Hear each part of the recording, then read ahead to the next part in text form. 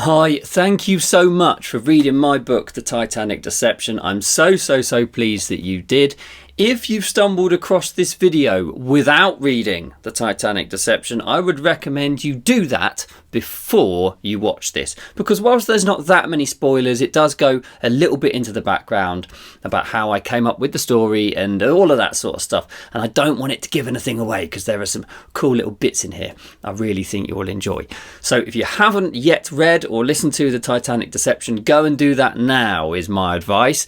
If you have, stay where you are, buckle in, because this is about to get exciting.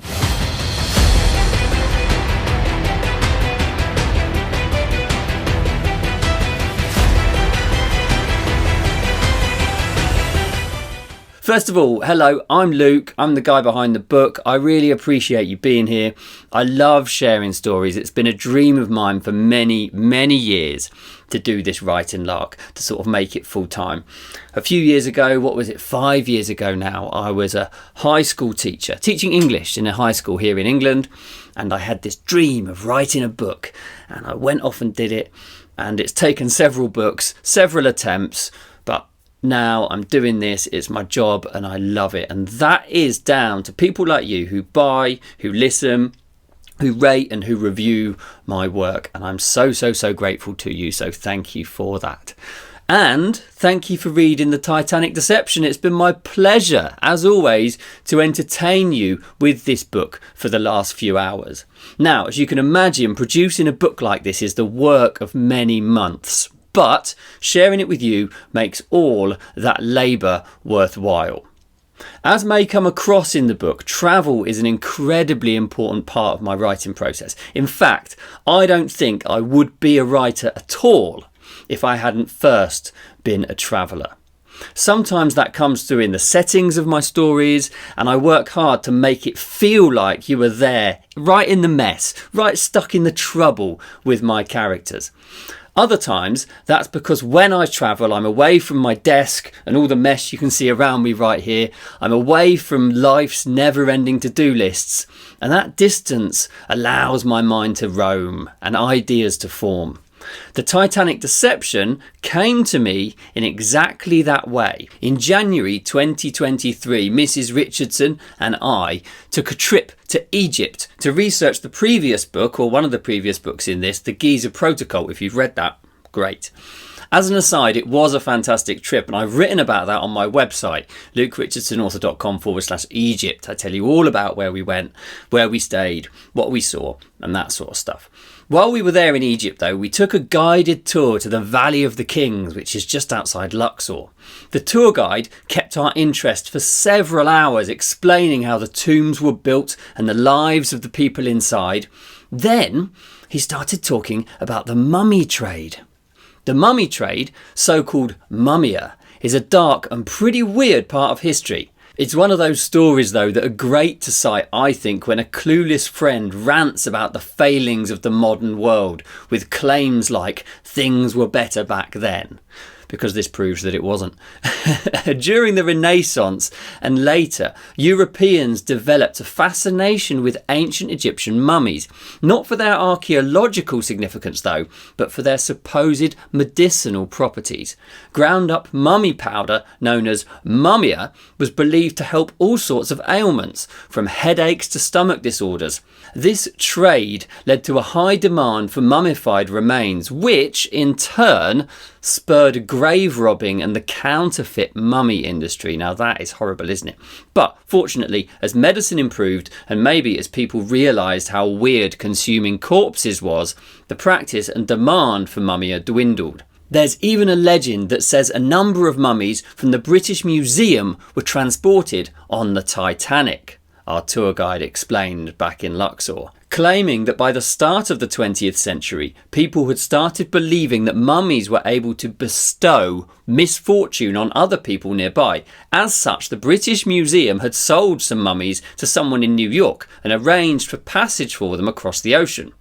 My mind was racing by this point. I saw in my mind's eye that scene with Marcus Nettleby rushing through the stricken Titanic on the way to see his beloved artefact one more time. The idea for the Titanic Deception had arrived.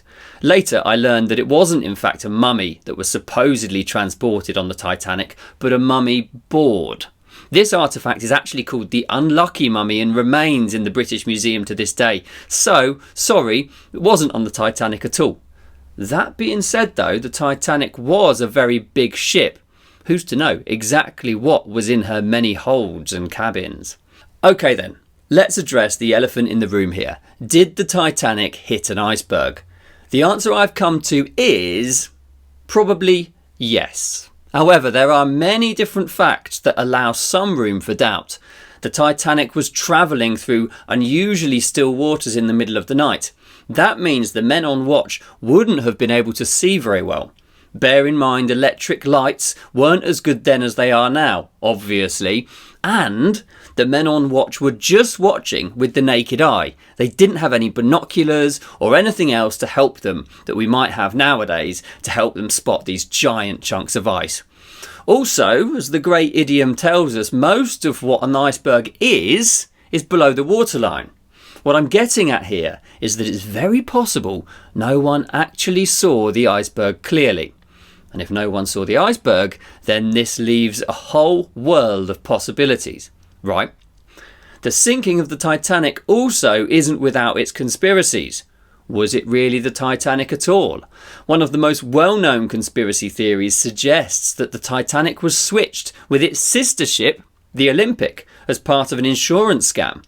These ships were built side by side in the same dockyard and were almost identical.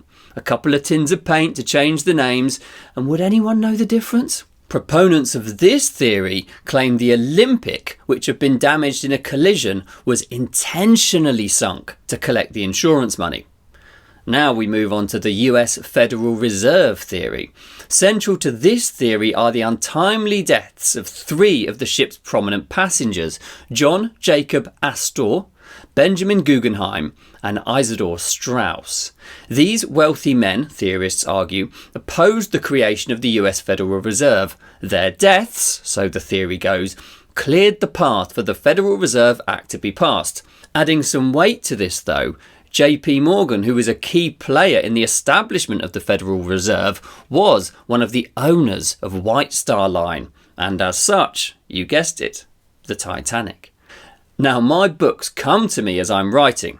I don't know the end when I start, and I don't know where the story is going to end up or what twists and turns we might find on the way. I have tried planning before I begin, but I invariably end up changing things when another, better idea arrives. It wasn't, though, until I was chatting with a friend who just happens to have Rh negative blood that the idea for the Lady of Leon and the Van Wick's 0+ blood appeared. Now, about 15% of people have this Rh negative or rhesus negative blood, and the other 45% are Rh or rhesus positive. Interestingly, though, 35% of people in the Basque region of Spain are Rh negative, which is the highest concentration anywhere in the world. Now, this is quite a big thing. It's not just like something insignificant. It's quite a big thing. It can cause health complications. If an Rh negative mother is carrying an Rh positive fetus, her body can think the baby's Rh positive red blood cells are foreign and develop antibodies to fight them. There is also evidence which claims that Rh negative people have a lower than normal blood pressure, a slower pulse, and in some cases, an extra vertebra in their spine. Further to this, it seems that no one really understands where this difference came from. Some suggest it could be a mutation. Others propose this indicates that the human race has more than one origin. But here's the thing that really piqued my interest. In the general world population, Rh negative is low. Yet, a surprising number of powerful and important people have Rh negative blood. This number includes countless US politicians, several presidents, the British royals, numerous musicians, sports stars, loads of other people of note, basically. That now really got me thinking. For a trait that consists of just a small percentage of people, they really do have a lot of very, very wealthy and powerful people amongst their number. This is the stuff that's like rocket fuel to an archaeological thriller writer. like me. Now, towards the end of the story, you'll remember that Eden and Winslow go to see the Parthenon marbles in the British Museum. This is a real exhibit and on display in their specially designed gallery, which was finally completed in the 1930s after several decades of delay. Whether there are secret rooms beneath the building, I don't know, but I would love to think so, wouldn't you? The way these sculptures came to be in the British Museum when they are really part of the Parthenon in Athens, though, is a shady one. Lord Elgin, who was the envoy to the Ottoman Empire at the time, when the Ottomans ruled Greece, got a licence to do some research on the Parthenon. He ended up removing loads of statues and causing lots of damage. Towards the end of his life, Elgin got into financial trouble and had to sell the sculptures to pay his debts. The British government bought them and have placed them in the museum ever since. Greece have asked Britain to return their sculptures so that they can be displayed in Athens, but the British have refused.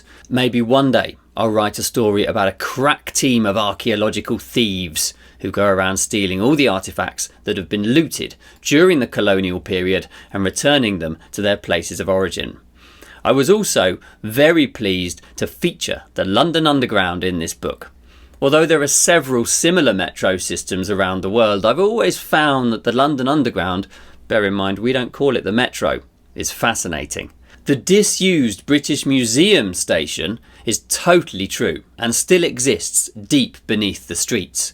Located on the Central Line between Tottenham Court Road and Holborn, it operated from 1900 to 1933. Over the years, various redevelopment proposals have been put forward for the disused station, including transforming it into an air raid shelter during World War II, but none of them have come to fruition. Today, it remains one of London Underground's ghost station. Now, ghost station is a suitable phrase for it because the abandoned station tunnels are supposedly haunted. As the tale goes, the ancient ghost of Amun-Ra, an ancient Egyptian princess or high priestess, wanders the platforms wearing a loincloth, a headdress, and screaming at the top of her voice. The legend gained traction in the 1930s when stories circulated of the ghost's apparition being seen by construction workers and night watchmen. More recently, late-night travellers on other nearby stations report to have seen and heard her wandering in the tunnels. Now, here's a twist for you. It was the mummy board from Amun-Ra's sarcophagus that was supposed to be on board the Titanic. Sometimes these legends are a little bit crazier than my stories. As always with my books, I intend for you to come for the action and leave having made some good fictional friends along the way. I hope you've enjoyed getting to know Eden and her crew better within these pages. It has occurred to me recently that I always seem to write characters who are outsiders. What that says about me, I don't really want to think, but in all my books the main character is a bit of a lone wolf, trying to fit in with the world around them. In Eden's stories, while having a great adventure, she finds the engagement with other people a challenge. You may have noticed that she often hides behind her humour when things get personal. I love addressing topics like this because although most of us won't face genetically engineered bad guys, well, I hope not anyway, I expect we all know what it feels like to be the odd one out at some point in our lives. This book also sees the men in her life, her father and Baxter, start to open up a little more. How either of these relationships will develop, I'm not at liberty to say.